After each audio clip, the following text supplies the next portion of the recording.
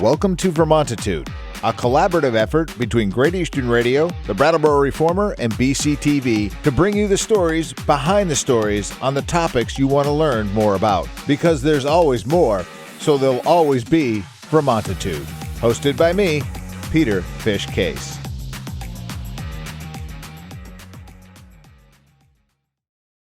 Welcome to Vermontitude. New episodes drop every Tuesday and can be found by going to Vermontitude.com, Reformer.com, Brattleboro.tv, and locally on Comcast Channel 1078. We come to you from our studios at the Innovation Box on Flat Street. I'm Peter Fish Case, and each week I cover the topics that are of concern to Windham County and the towns that reside within its borders. Joining Vermontitude today, Windham County Senator Nader Hashim, who serves on the Senate Committee and the Judiciary, and the Judiciary Nominating Board, among others, and I guess that's the board that selects the judges. That's right. Welcome. Yeah, thanks. Thanks for having me. It's good to see you again. All right, since the last time you were here, we've met a couple of times, and in an official capacity, not an official capacity, but some things have happened. So I kind of wanted to bring you in, and there's a thing that the drum I've been beating the most is the conditions of release. Mm-hmm.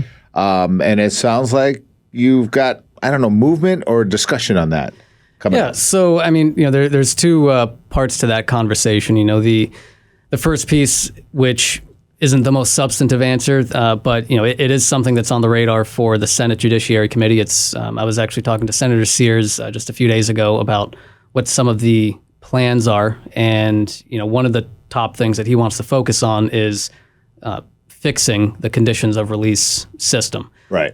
And, we didn't get into the details or the specifics of that. I was just trying to get an idea of, all right, what's on his radar compared to what's on my radar. And so it is going to be coming up for conversation. And I would also urge a lot of folks who are curious about how changes might happen to conditions of release, keep tabs on Senate Judiciary's agendas and, the conversations that we have about this topic. And, I also try to do my best to share information as well. Right. The senator you mentioned, we should, worth noting that he's the chair of that committee. Correct. Okay. So let's walk through some of the frustrations that you're hearing the most when it comes to conditions on release. Mm-hmm. I don't think we're going to shine a new light on anything here. I'm sure it's all the same. But if somebody approaches you and says, "Hey, you've got to fix this," what are they leading with? What are they saying? So, from what I've come to understand is the issue is that people feel as if the conditions of release just aren't effective and that they are, just words on a piece of paper. Right. That's the frustration that I'm hearing from folks, mm-hmm. and the fact that people are being, charged with dozens of conditions of release, and it seemingly makes no difference. Right. That's the frustration that I'm hearing from folks, and I've tried looking into what are some of the issues that are preventing, or inhibiting some of the enforcement of these conditions. And, right. A big part of it comes down to the enforcement of these conditions. It's, 10 years ago when police departments were better staffed, there were more check-ins for, to enforce things like making sure that, the person's not drinking alcohol, to make sure that they're home during their curfew, and abiding by those conditions. And, with the staffing issues, I know that, with the staffing issues all around the board, not just police departments, it's become increasingly more difficult to enforce those conditions. So it's worth noting, if you're not familiar with Nader as much, that he does come from a law enforcement background. He was a Vermont State Trooper. Yep. We had a chance to kind of cover what the conditions of release meant then versus now. Mm-hmm. You basically said if somebody got arrested for their on conditions on release, it was kind of a do not pass go. Yeah, pretty much. As and this was 10 years ago, as I remember it. There were times where people violated their conditions, and it was a ride to jail. And that, well, obviously, I'm not in it right now, so I don't know. But from what I'm hearing from folks who are frustrated, that's not the case right now. Yeah, it doesn't feel that way. to us on the layman on the street, just kind of trying to sort this thing through, hearing what we hear. So it's good to have some clarification. Now, part of a conditions of release, one of the first parts can be the bail, if I'm understanding that correctly, right? And how bail is set. So bail is set to ensure that somebody appears at court. Right. And so I just want to make sure that there's oftentimes a misunderstanding, of bail versus conditions versus holding without bail. Yeah, no, please explain. And so, bail is created to ensure that somebody appears at court. It doesn't have to do with the nature of the crime. To hold somebody without bail, it has to be a felony or, with an element of violence towards another person, and there has to be substantial evidence for it. So that's holding without bail. Right. And bail, again, is to ensure that somebody appears at court. And, the elements that are looked at for that are, connections to the community, past failures to appear, and, where they're living and, that sort of thing. Sure. Yeah. So if you're more tied to the community, you're more likely to get bail. Is that more or less? You're more likely to get conditions if you have ties to the community. If you're from let's say California, I'm going to pick on California. You're here, commit an offense, no ties to the community. There's a chance that you could be held on bail. Okay. Because if you have prior failures to appear, these are all the factors that get calculated into it. Well, so what I try to do is I have sometimes an oversimplification of the explanation. So, and that's not fair necessarily. So the last time that we talked or saw each other face to face was in a more of an official capacity.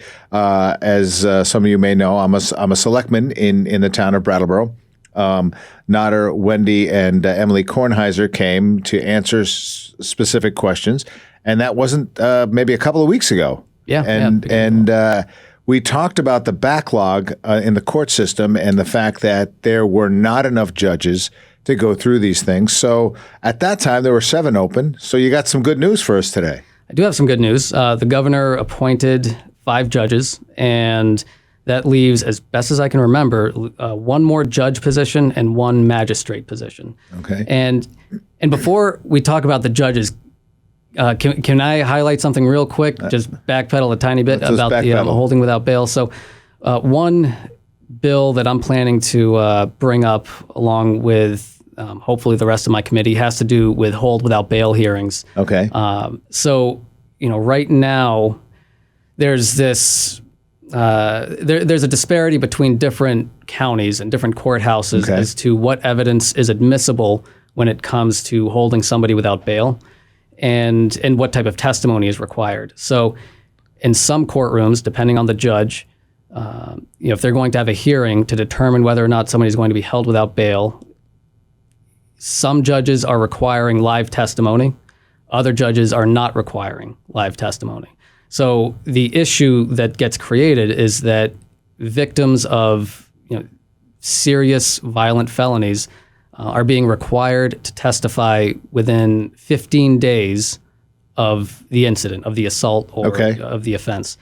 So my plan is to make it uniform across the board where the victim is not required to testify within 15 days for these hearings. Of course, they'll likely have to testify at trial, but these are pre-trial hearings, and I just think that a week after somebody gets so seriously assaulted that it's a aggravated domestic assault, for example, that person needs time to recover both physically and mentally, and it's oftentimes the testimony that comes right after an assault is not always the most reliable. And so I think providing the victims more time to recover before they testify at trial makes sense, and allowing,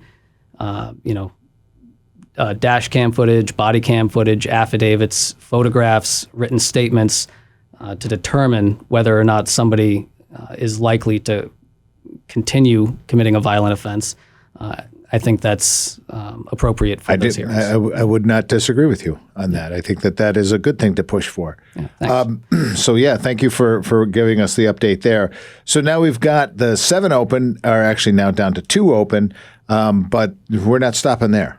Yes, we are not stopping there. So in collaboration with the judiciary branch, working directly with the chief superior judge, I'm planning to push forward a bill for 2 more judge positions.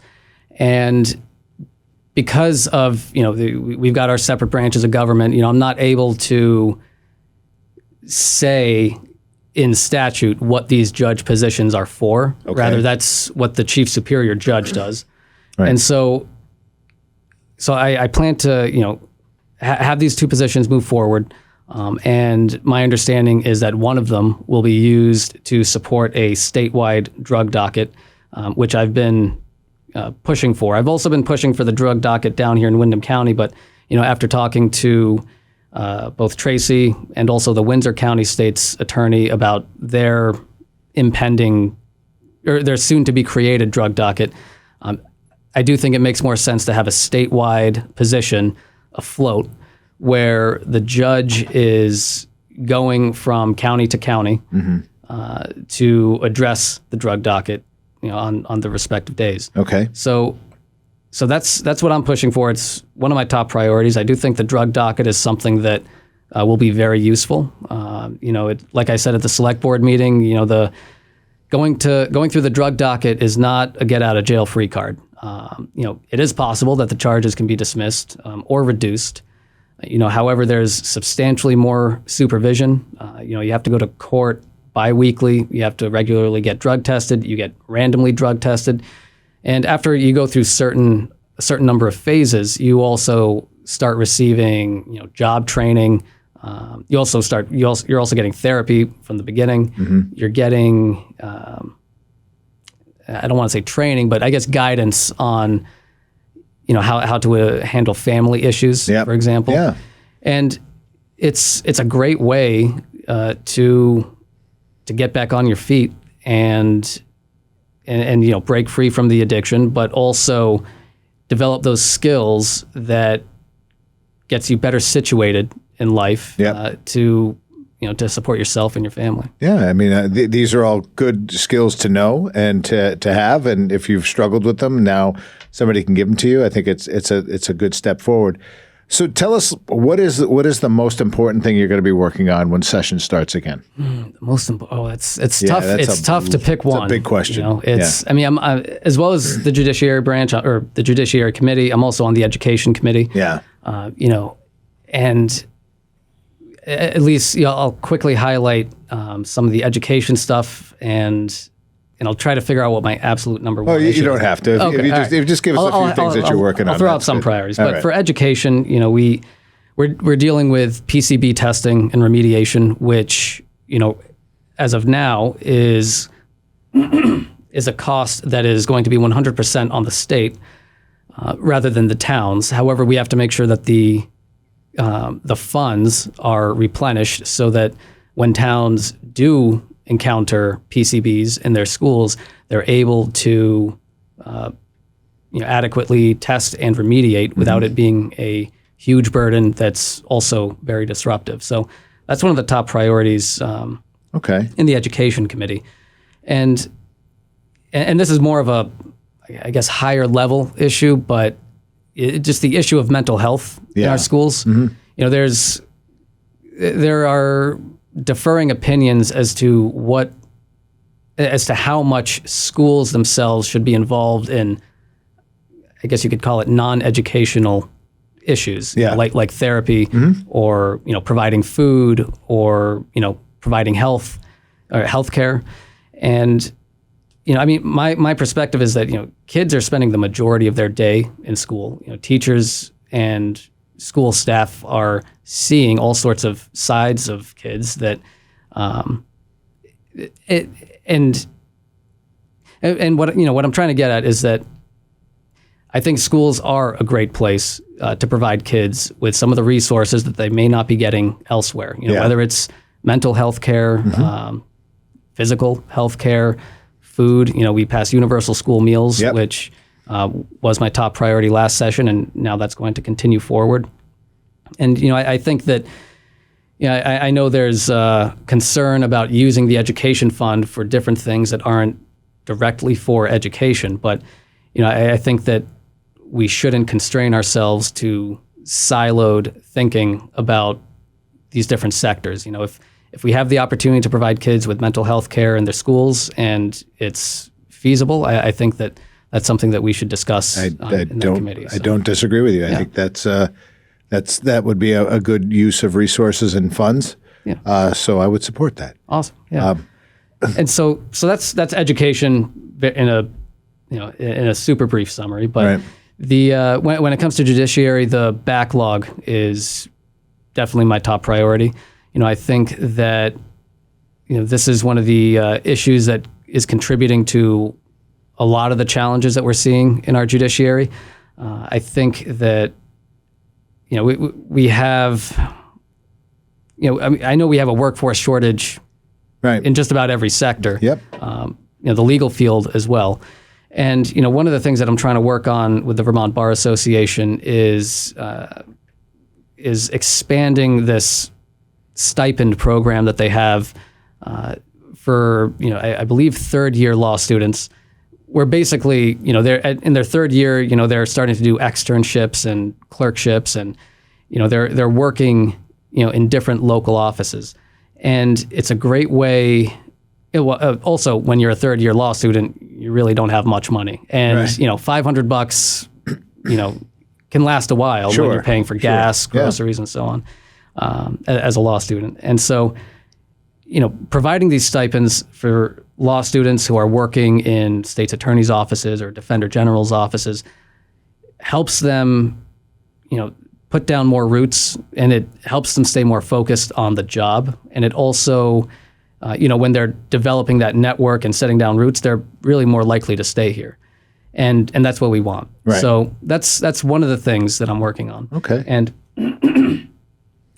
so that's the backlog.